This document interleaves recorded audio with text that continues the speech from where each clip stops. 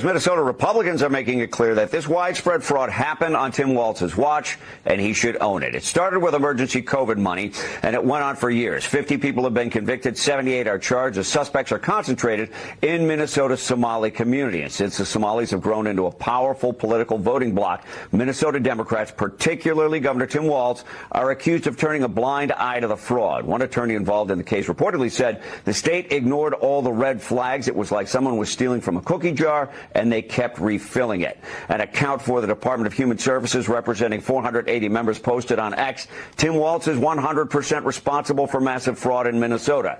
Tim Walz systematically retaliated against whistleblowers. This is a cascade of failures leading up to Tim Walz. The Republican House Speaker and candidate for governor says the fraud exploded with Walz in office.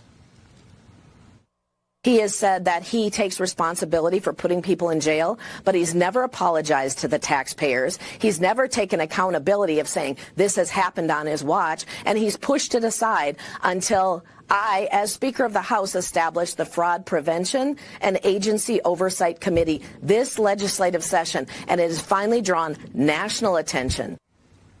The alleged fraud hits hard in 3 areas. A program called Feed Our Families, meant to provide meals to poor families during COVID, a housing program, and a program for autistic children. The claim is that people were setting up bogus companies or claiming to provide services that were never delivered. In the case of autistic children, the allegation is that parents were getting a kickback for claiming their child was autistic and getting aid for treatment. Not a yes, sir, not a follower. Fit the box, fit the mold, have a seat for you. Pick a number. I was lightning before the thunder. Thunder, thunder. Lightning and the thunder.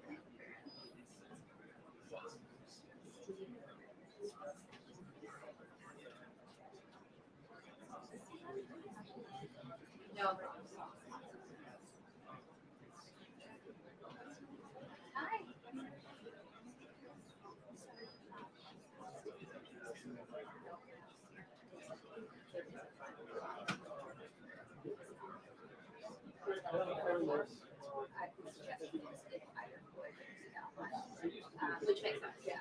Also what you would say. Yeah, I mean, there's only 9.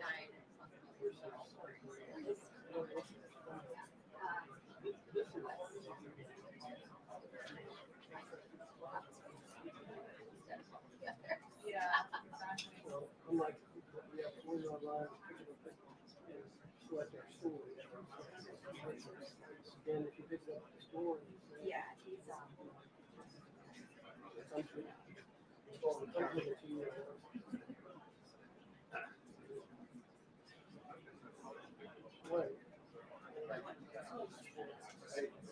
maybe you can get an additional.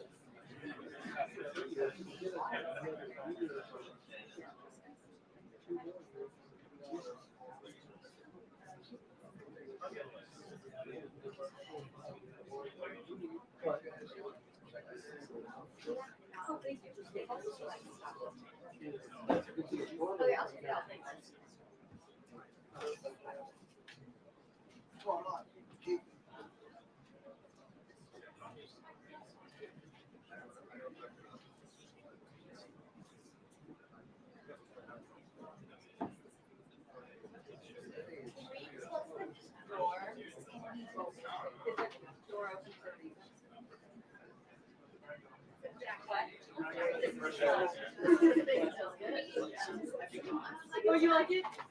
It's like ice cream and a popular girl. Yeah, you're right. It's so no. Yeah, they She does that. yeah. She does her age.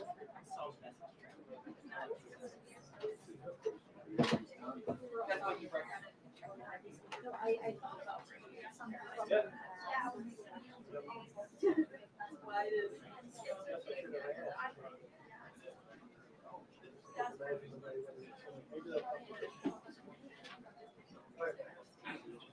Okay.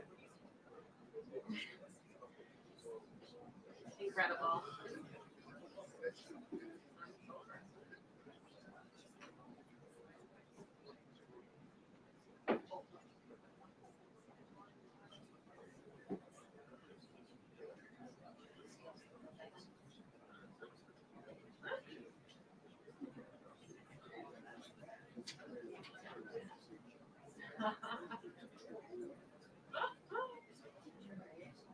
No, unfortunately, I've been my journal for a while now.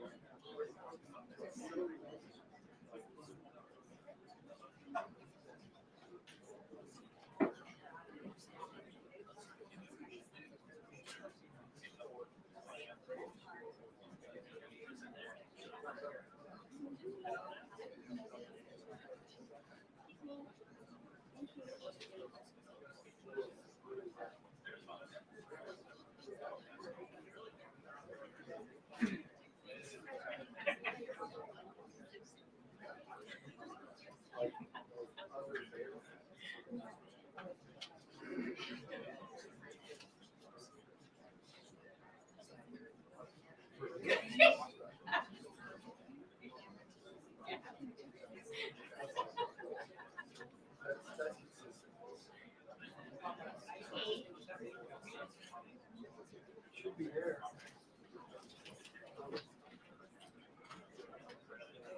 No.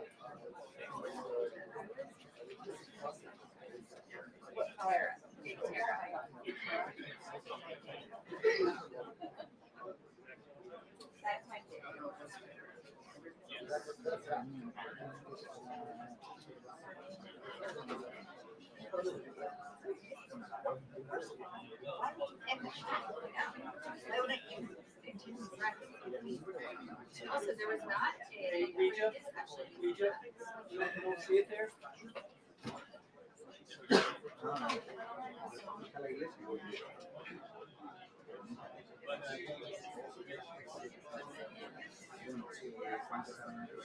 Check it.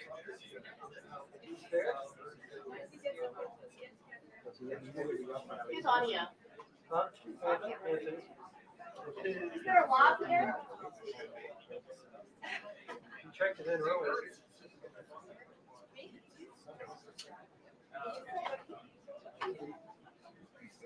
All right.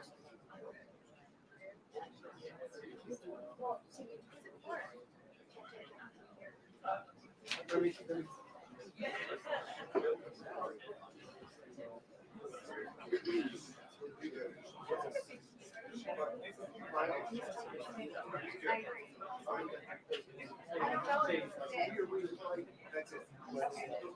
Hello. It was rolled up. Yeah. Hey, you hear we just like? We did like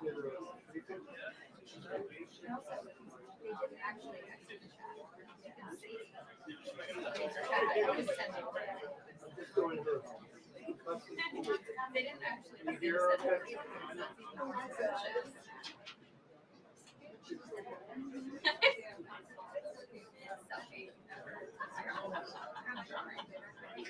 He's missing you.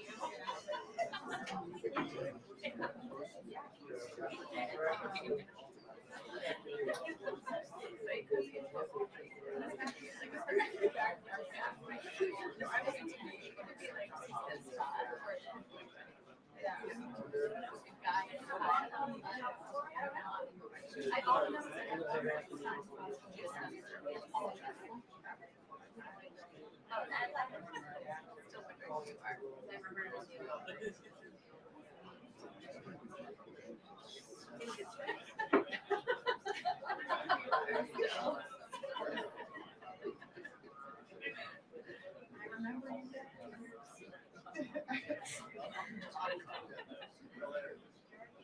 my favorite is Jackie and I.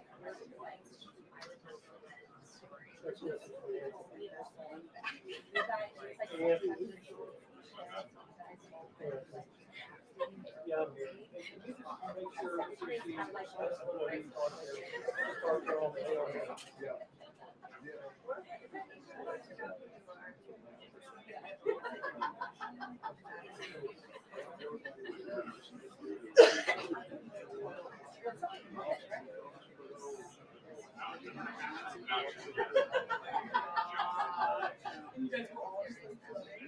Floating down a river, like reporters and. Yeah, I'm sure you were. For the record.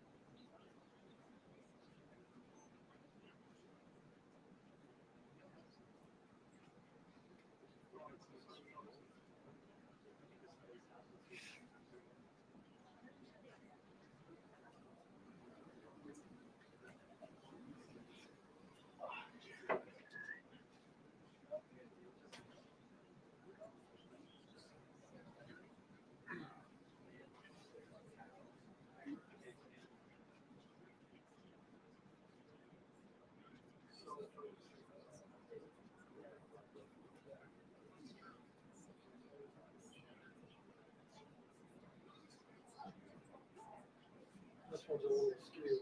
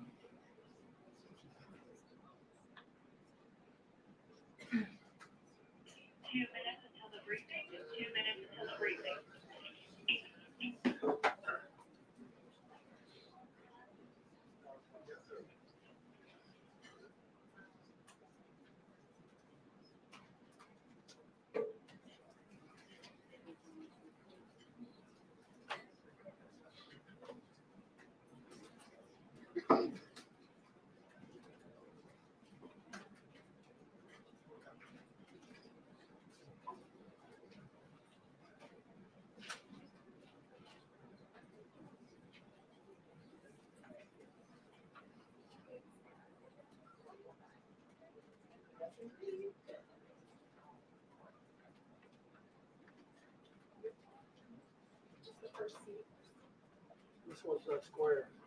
Yeah. So you got.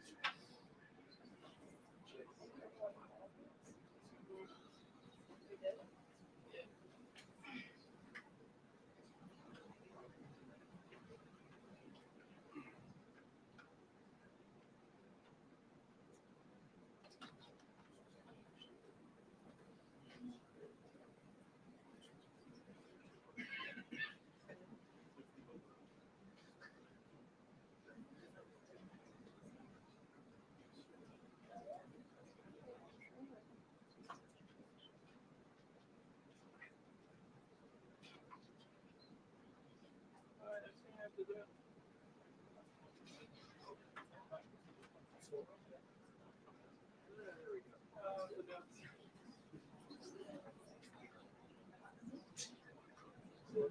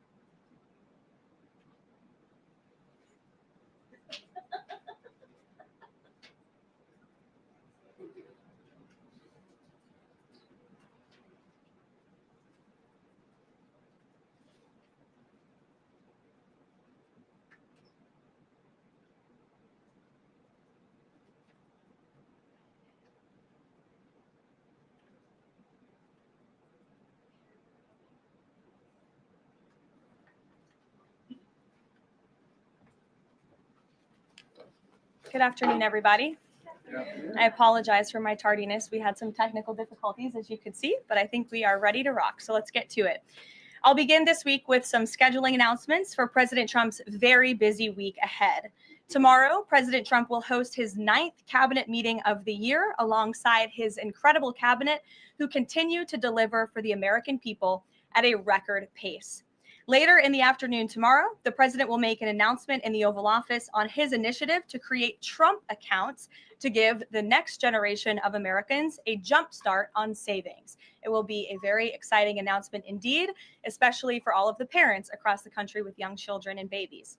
On Thursday, President Trump will host the presidents of the Republic of Rwanda and the Democratic Republic of Congo to sign the historic peace and economic agreement that he brokered.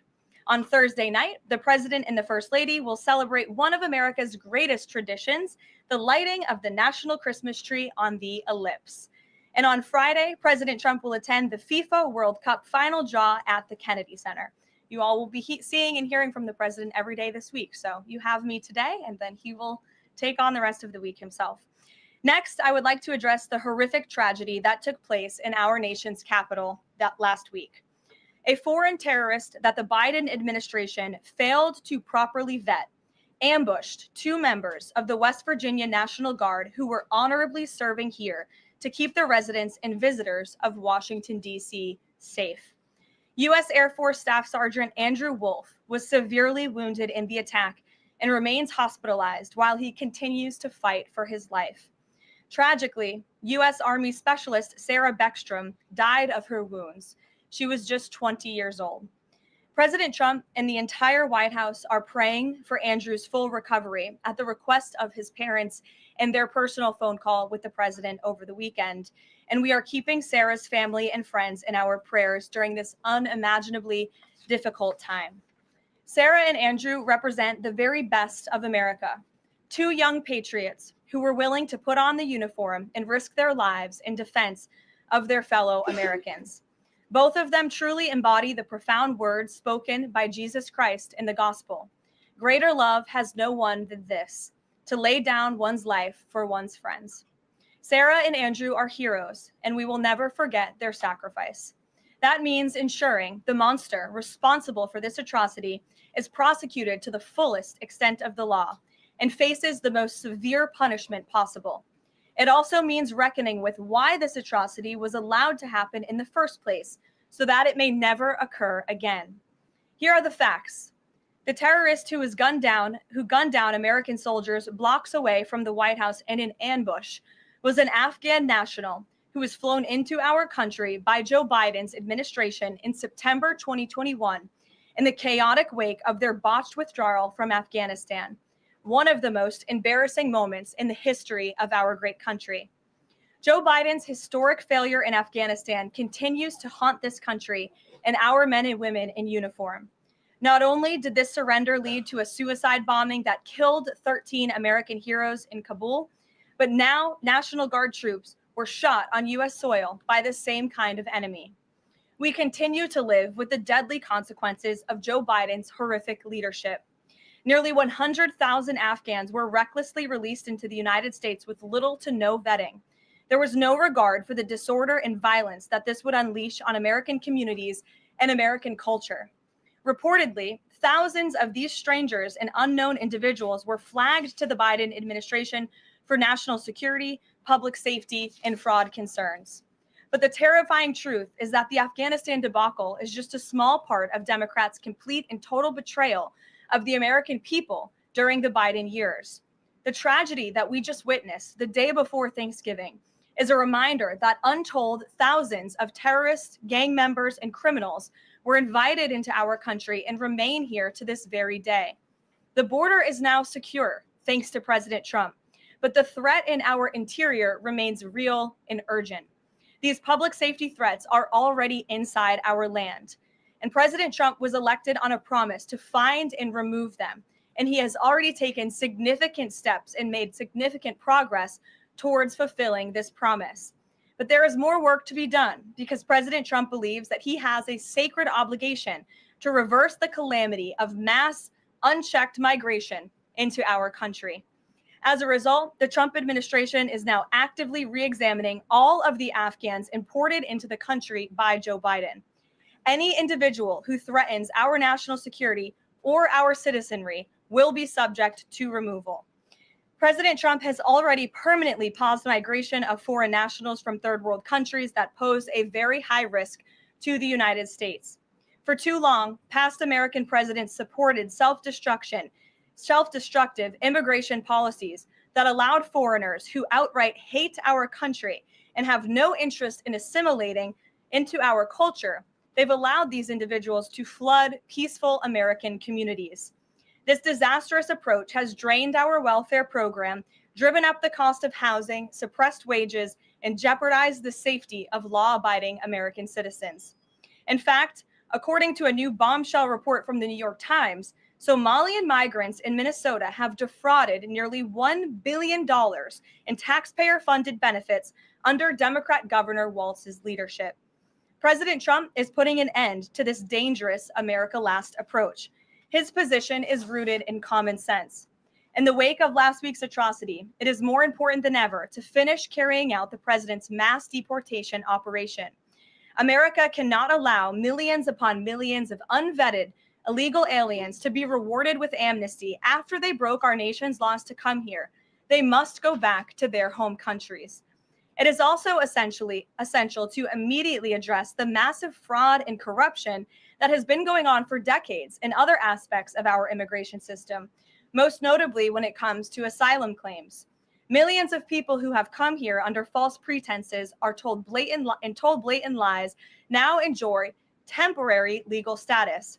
President Trump is ending this scam as well. And I would point out that the Democrats have tried to block this administration from doing so at every turn with lawsuit after lawsuit. The hard truth is that even when it comes to our legal immigration system, past presidents have failed to ensure that all prospective citizens love America, will add value and contribute to our communities, and will assimilate into our culture. Leaders have a duty to defend and advance the interests of their own people, not foreign nationals.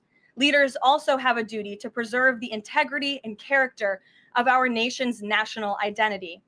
That is why President Trump is more committed than ever to fully restoring American sovereignty by keeping our borders secure, removing all illegal alien invaders, and rebuilding a legal immigration system that makes sense and benefits our country.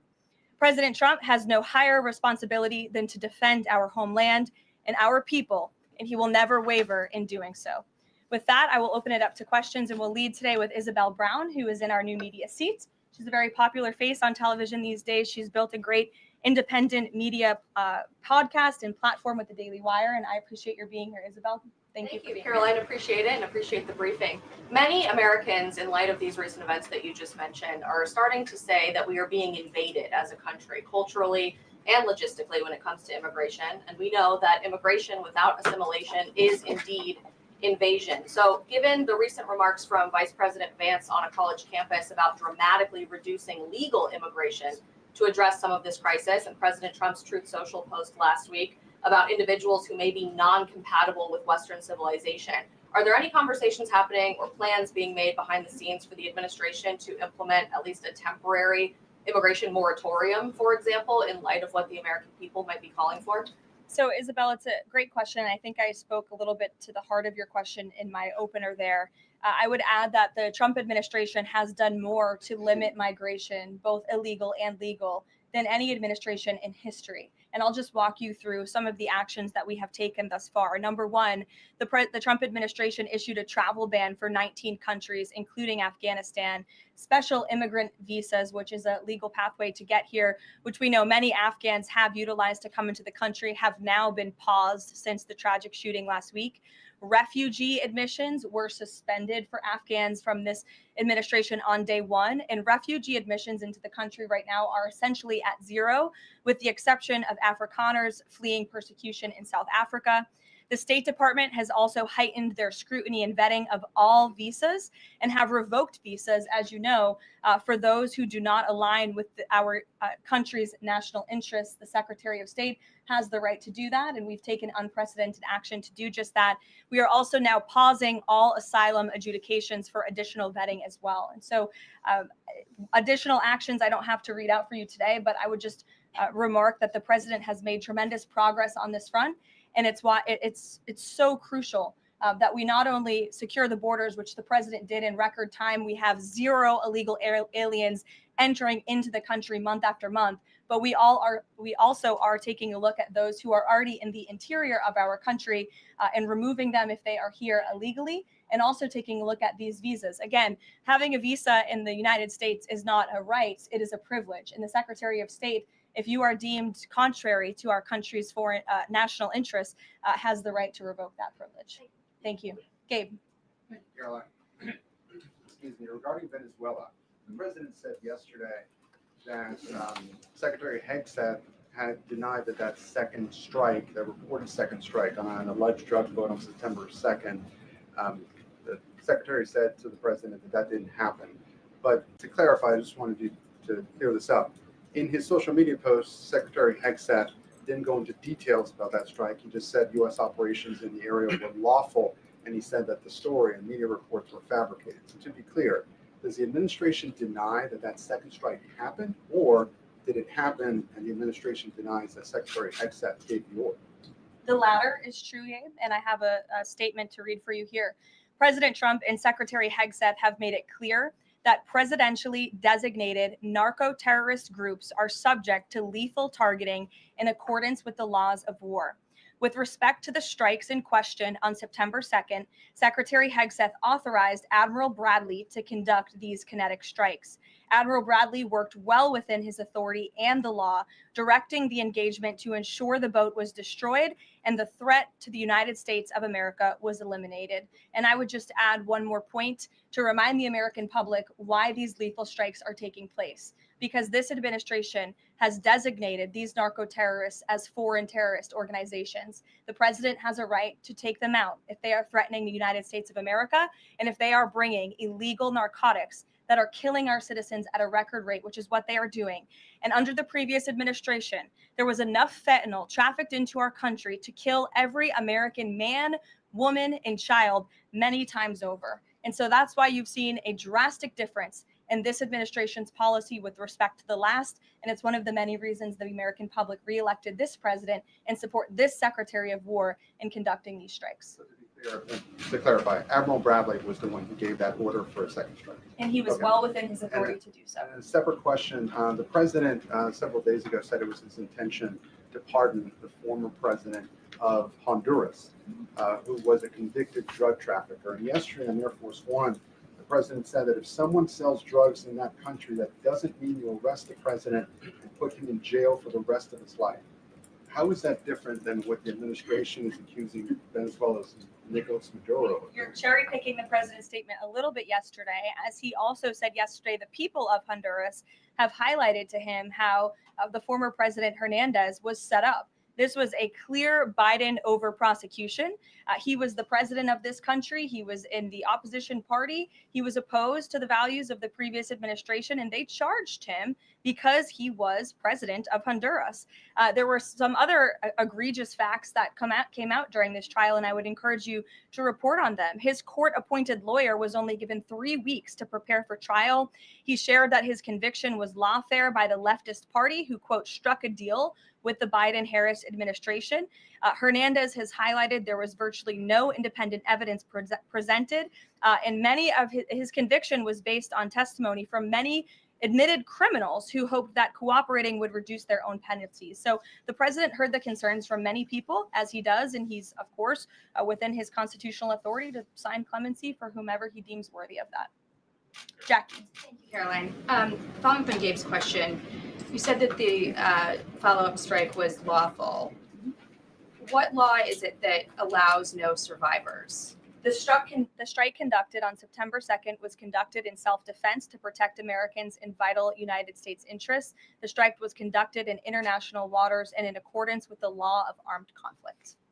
On this pardon for the Honduran president, does it at all undercut the administration's messaging while you have these congressional Republicans defending the strikes on the narco terrorists and then a pardon for a convicted drug trafficker? Does that make it more difficult for your members to defend your administration's policy? I don't think so, Jackie. I think that President Trump has been quite clear in his defense of the United States homeland to stop these illegal narcotics from coming to our borders, whether that's by land or by sea.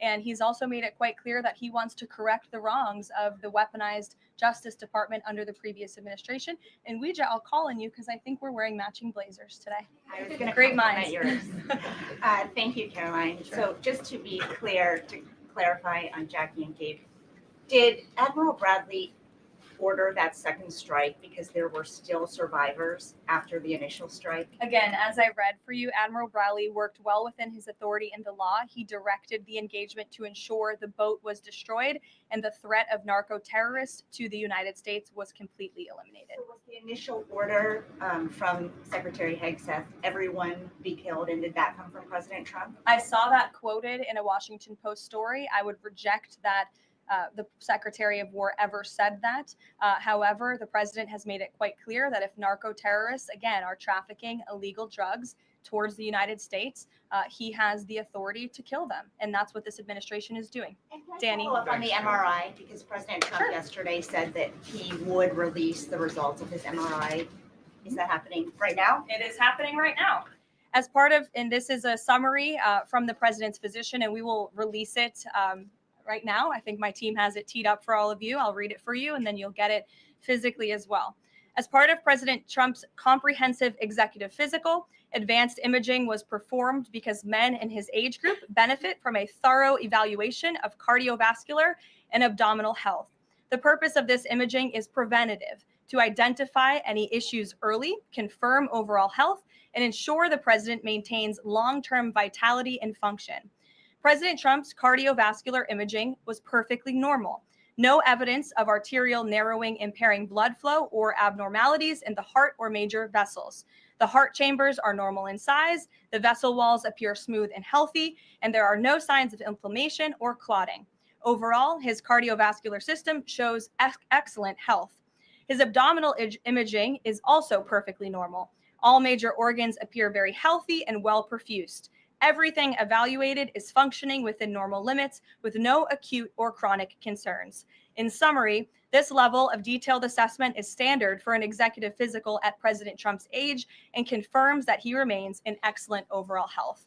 Again, we will provide that to you. I think that's quite a bit of detail, and in the effort of transparency, the president promised it last night, and we have delivered today. So there you go. Danny. Thanks, Karoline. Just going back to Venezuela, can you confirm that President Trump is going to be hosting a meeting of his national security team in the Oval Office today on Venezuela? And what are they going to discuss? Are they hoping to reach a kind of final decision on that?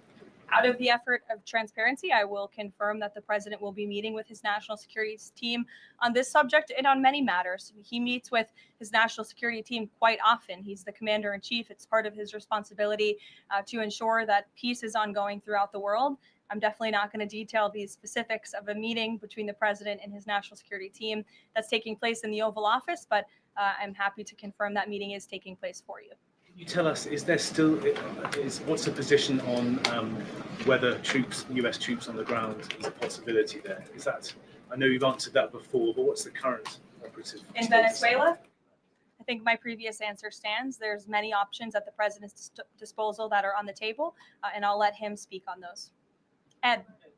The U.S. announced a trade framework deal with the United Kingdom on pharmaceuticals, where they will pay 25% more, and the savings theoretically will go back to American consumers. What guarantees are in that savings will in fact go back to the American consumer and not be sucked up by the company? I'm going to be honest with you, Ed. I'll get you the answer to that question after the briefing. So the American Rescue Plan, so funded a number of universal income. Kush will get you that answer, right, Kush? My trade guy over here. The American Rescue Plan funded a number of universal basic income programs. Now Cook County, Illinois is extending that program into 2026 with $7.5 million of taxpayer money. What does the White House think about that? I'll also get you an answer on that after the briefing. Over to. Go ahead. Sure. And then in the interest of transparency, does the White House support releasing the Department of Defense's video of those September 2nd strikes on those military boats? And also, separate topic on presidential pardon power. Why did the president commute the sentence of David Gentile recently? He's a private equity executive. He served 12 days out of a 7-year sentence. Prosecutors said he defrauded $1.6 billion with thousands of victims, including veterans, farmers, teachers. Why was he pardoned? To your first question, that's definitely not a decision for me to make. I would defer you to the Department of War. It's also probably a decision for the president himself to make. As for your second question with respect to that pardon, he issued a commutation for Mr. Gentile, who's the former CEO and co-founder of GBP Capital Holdings. Unlike similar companies, GBP paid regular annualized distributions to its investors. In 2015, GBP disclosed to investors the possibility of using investor capital to pay some of these distributions rather than funding them from current operations. Even though this was disclosed to investors, the Biden Department of Justice claimed it was a Ponzi scheme. This claim was profoundly undercut by the fact that GBP had explicitly told investors what would happen. At trial, the government was unable to tie any supposedly fraudulent representations to Mr. Gentile. In short, again, this is another example that has been brought to the president's attention of a weaponization of justice from the previous administration, and therefore he signed this commutation. So say that these people were defrauded. I just read you a very detailed summary of why the commutation was made. Sure. In the middle with the red tie. Thank you, Caroline. Okay, Andrew, go ahead, and then you. In wake of Congresswoman Marjorie Taylor Go ahead Greene's early resignation, reports last week indicated that other House Republicans might consider doing the same. Does the president have any concerns in light of those reports about other House Republicans potentially leaving early, as well as the other announced retirements that we saw in the last couple of days? Look, I think the president maintains very good relationships with the vast majority, maybe with the exception of one or two. I think many in this room know who I'm referring to. Very good relationships with members of Capitol Hill within the Republican Party. And the president clearly is the unequivocal leader of the Republican Party. I think it was a recent CNN poll that actually showed that more than 90% of Republicans continue to support President Trump as the leader. So he maintains very good relations, as does his entire team here at the White House. And of course, we have a very slim margin in the House, and the president wants that to continue. Andrew, go ahead. Sure. First on the Venezuela strike. You said that second strike was in full accordance with the law of armed conflict, but the Navy's own manual of law of war says that specifically firing on survivors from a wrecked vessel is an example of a war crime that's forbidden under U.S. law and the law of armed conflict. So how was that second strike in following law of armed conflict and that second on immigration? Again, Andrew, I would reiterate to you the strike was conducted in international waters and in accordance with the law of armed conflict. And since somebody asked about Congress and it's sort of related to Venezuela, I also want to add that Secretary Hegseth spoke with members of Congress who may have expressed some concerns over the weekend. And there have also been 13 bipartisan briefings to Congress on the Venezuelan strikes. There have been a number of document reviews for members of Congress to review the classified DOJ Office of Legal Counsel opinion and other related documents. 29 senators and 92 representatives have reviewed those documents, which is about 2/3 of those are Democrat members, and they have been made available to all 100 senators, all 435 members of the House, and to general counsels of the relevant committees on a bipartisan basis for their review. On immigration, during your topper, you said, and I quote, "Leaders also have a duty to preserve the integrity and character of our nation's national identity." Can you explain what you mean by our nation's national identity and integrity and character, and how would refugees, people coming from war-torn places who are seeking a safe haven in America, like many of our forebears in this room, not add to our nation's integrity and character of our national identity? I'll tell you what does not add to our nation's character and integrity. is refugees who come here under the alleged plight of asylum and fleeing persecution, and then come to the United States to abuse our system and rip off American taxpayers. And as I pointed out, the New York Times, to their credit, it was about 6 months too late, but they did write about how Somali immigrants in Minnesota have been ripping off American taxpayers. In fact, 86 people have been charged in a rampant and widespread fraud scheme spanning multiple programs in Minnesota. Of those 86, 78 of those people are Somali, 91% of them charged. So far, 59 of those people have been convicted for their roles in fraud plots that have stolen $1 billion from taxpayers. In one scheme, and this is egregious, a nonprofit and its affiliates with these Somali migrants claimed to have fed tens of thousands of American children during the pandemic. They were reimbursed for those meals by taxpayers. However, federal prosecutors found that almost all of those meals were never even delivered to hungry children. In fact, those organizations' leaders spent the money on houses, luxury cars, and real estate in Turkey and Kenya. Another scheme involved hundreds of organizations who were reimbursed for services that were supposed to help people at risk of homelessness. Once again, those services were never provided. All of this has happened under Democrat leadership in a Democrat-run state where these refugees, these migrants are coming to the United States. They are abusing our system. They are draining our resources that should be going to law-abiding, taxpayer-funded, tax-paying Americans. And this president is not going to put up with it anymore. Rachel. Thank you, Karoline. Just to follow back up on the Washington Post reporting, so much of the concern from Democrats and Republicans is focused on the survivors. Why won't the administration either confirm or deny or reveal whether or not there were survivors after that initial first strike? And what imminent threat would two survivors pose who were clinging presumably to the wreckage of that boat? Again, as I said, I think you guys are sort of not listening fully to the statement I've provided. Admiral Bradley worked well within his authority and the law, directing the engagement to ensure the boat was totally destroyed and the threat to the narco-terrorists to the United States was eliminated. And for any further questions about his thinking, I would defer you to the Department of War. I obviously wasn't in the room for these. Just to follow up, Karoline, just on the administration's policy when it comes to survivors, was there a change in policy after this strike on September 2nd?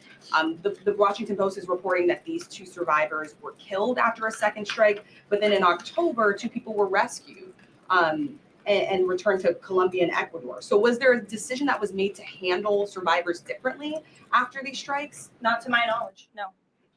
Steve. The president confirmed that he spoke to the Venezuelan leader. Are you trying to negotiate his departure? Is there an asylum deal under works?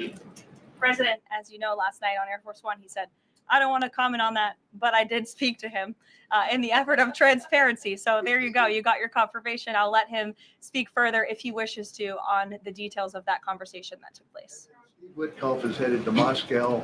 How close are you to some sort of Ukraine agreement?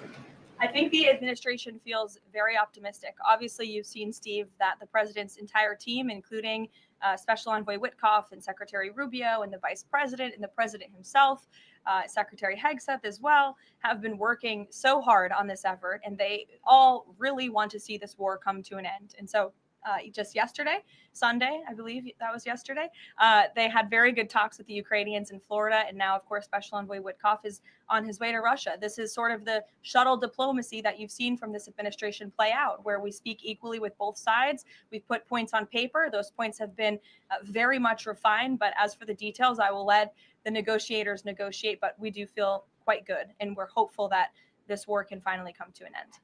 Stephen. Thank you, Caroline. I've got a question about Ukraine and then a clarification about the immigration changes that are happening.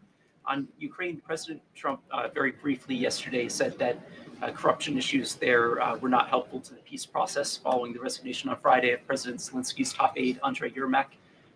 We were told from your podium in the prior administration that, quote, there's no indication that there's been any kind of widespread corruption involving U.S. resources in Ukraine. What is the Trump administration's view of corruption issues in the wake of Yermak's resignation? And how is that impacting peace talks? Well, look, I think the president has made it quite clear, as he said last night, corruption is never helpful. And he does not want to see American tax dollars taken advantage of, which is why he has stopped the endless checks that were being written by the previous administration to fund this war. The United States is selling weapons to NATO that are being sent to Ukraine. That's a very different thing than the American people writing blank checks to a war effort very far away. It does not degrade the administration's determination to see this war come to an end, but I think it exemplifies the president's desire to always put the American people and the American taxpayer first. On immigration, you mentioned, or you emphasized that there would be a review of the Afghans who were resettled here under the previous administration. Yes. There's a lot of changes happening right now to asylum and to green card holders. What should the 2 million people with pending asylum claims, or the roughly 1 million people from the 18 other countries of concern, know about what's going on in the review? What's the status of all these other people? They're essentially paused for review, and the Department of Homeland Security is taking this very seriously, because we are not going to allow soldiers like we saw in American streets last week to be gunned down at the hands of these foreign nationals who had the privilege of coming to the United States of America. And unfortunately, this is not the only example of a dangerous Afghan who was let in by Joe Biden, who went on to harm the American people. There was an Afghan national who was let into the country under the Biden administration through Operation Allies Welcome, who shot and wounded 2 Fairfax, Virginia police officers during a routine traffic stop. He was killed by return fire after declaring, quote, "I should have served with the explicitive Taliban." 2 Afghan nationals were given legal status by the Biden administration as well, who were arrested and prosecuted for plotting a terrorist attack in Oklahoma just before Election Day in 2024. We all remember that. They possessed hundreds of rounds of ammunition and had pledged their allegiance to ISIS. There was also an Afghan national who was on the terror watch list who was apprehended by Border Patrol in 2024, but then he was released into our country by the Biden administration. Again, let's just highlight the absurdity of that. Border Patrol apprehended a terrorist, and then the Biden administration, because of their lax policies, still allowed him to come into the United States of America. I think everyone in this room, whether you want to admit it or not, does not want that individual living alongside you in your American neighborhood. And that individual was later arrested again after being allowed to live in the U.S. at large for over a year. Another one, a criminal illegal alien from Afghanistan, was arrested by ICE in 2025, convicted of second-degree assault, was previously allowed to stay in the country by the Biden administration. I have several more examples here. I'm happy to provide them to anyone in this room. John. Thank you, Karoline. First of all, happy Thanksgiving to Thank you. and your young family. Hope you enjoyed it. I have 2 questions unrelated. The first, back to Afghanistan. My son and I walked by the horrific shooting less than 1 hour before it happened. So for anybody that's here, this thing's real. You outlined all of these unvetted Afghans that were let in by Biden. We just had one the other day that was going to blow up a DHS building. Can you be specific on what the Trump administration is doing now to re-vet those that are here so that we don't get a repeat of what we had Wednesday night? Sure. I can tell you 2 top-level things, and I would defer you to DHS for more of the specifics, as of course they are leading this effort. And I can assure you Secretary Noem is on the ball. I've spoken with her and her team, and they have an all-hands-on-deck effort to having resources go towards this. But we have paused all asylum adjudications. And then, of course, the special immigrant visas, which we know many Afghans utilize to come into the country under the Biden administration, have also now been paused. And I would just point out one more time that the Biden administration was responsible for the original sin that led to this tragic killing last week, the botched withdrawal from Afghanistan. He was responsible for Operation Allies Welcome, which is something that this White House and the people behind this podium in the last administration fully and wholeheartedly embraced. And they assured the American people there would be no risk or no harm to them. And as I just laid out for you in those many examples, that unfortunately and tragically has not turned out to be the truth. Just ask the families of these 2 brave National Guardsmen, one who is no longer with us and one who continues to fight for his life. So I know the president is wholeheartedly focused on this effort. And I think, unfortunately, these events do remind us why it's so important that the president's mass deportation operation continues. With that, sure. Follow up. The White House today launched a new fake news portal, which I found interesting. What is your objective with that ultimately? And are you going to name the news networks? And are you also going to name some of the correspondents, some which may be here today? Yes. We are. I'm glad you noticed. Much to the dismay of some of your colleagues in the room, John. And I think it goes to our original promise on day one to hold the media accountable, because unfortunately, and we deal with this all day, every day around here, there are so many fake stories that are unfortunately written that have inaccurate characterizations of meetings that took place. And it's all based on anonymous sourcing. And, you know, the standard for journalism, unfortunately, has dropped to such a historic low in this country. And again, we deal with it every day, where you can have an anonymous source who has no idea what they're talking about, zero credibility, call up a reporter in Washington and say, hey, I heard this. And then the next thing you know, it's on the front page of the New York Times. It's really incomprehensible. We appreciate the journalists, some of those who are in this room who do reach out for comment, who try to get things right. And there are some that remain. But overwhelmingly, the fake news that we see pumped out of this building on a day-to-day basis, it's honestly overwhelming to keep up with it all. And to constantly have to defend against these fake news and these attacks. And I will point out one fake news story over the weekend before I let you all go, from the New York Times that took about 1/3 of the president's daily calendar and his daily schedule and said that he's doing less than he did in his first term, or he might not be fit for the job. That is unequivocally false. And it's deeply unfortunate that this story was written by the same outlet and the same reporter who wrote this: Biden is doing 100% fine after tripping while boarding Air Force One. Oh, same outlet, same reporter who wrote that President Trump is not fit for the job. Are you kidding me? You all see him almost every single day. He is the most accessible president in history. He is taking meetings around the clock. Another one, Biden declared, quote, healthy and vigorous after his first presidential physical. I don't see headlines like that too often about this president. Again, same reporter, same outlet who wrote falsely over the weekend that President Trump is not fit for the job. I can assure you he absolutely is. You all see that with your own eyes on a daily basis, and the president's physician has now given you all 3 detailed reports on the state of the president's health. So with that, I will leave you all and we'll see you tomorrow. Thank you. Thank you, Karoline.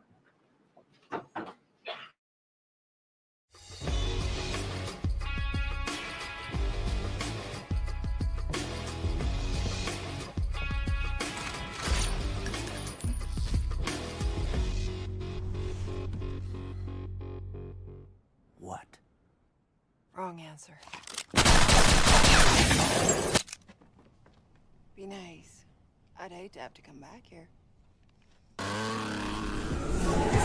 Show where the truth gon' be. Faith and freedom on your TV screen. Stand up strong, battle through the night. The Benny Show's here, bringing liberty to life. From the speeches to debates, Benny sharp like a blade. Cutting through the lies, watch the truth cascade. With the warrior's heart, this man never fades. You know it's prime time when Benny invades. From saving the nation to stories untold, the Benny Show's a storm, see the truth unfold. Stay in the loop, let freedom take hold. Salting all the libs, soul never sold. It's the Benny Show, where the truth gon' be. Faith and freedom on your TV screen. Stand up strong, battle through the night. The Benny Show's here, bringing liberty to light. Liberty to light. Bringing liberty to light. Liberty to light. Bringing liberty to life. From the speeches to debates, Benny sharp like a blade. Cutting through the lies, watch the truth cascade. With the warrior's heart, this man never fades. You know it's prime time when Benny invades. From saving the nation to stories untold, the Benny Show's a storm, see the truth unfold. Stay in the loop, let freedom take hold. Salting all the libs, soul never sold. It's the Benny Show, where the truth gon' be. Faith and freedom on your TV screen. Stand up strong, battle through the night. The Benny Show's here, bringing liberty to light. Bringing liberty to light. Bringing liberty to light. Bringing liberty to light. Bringing liberty to light.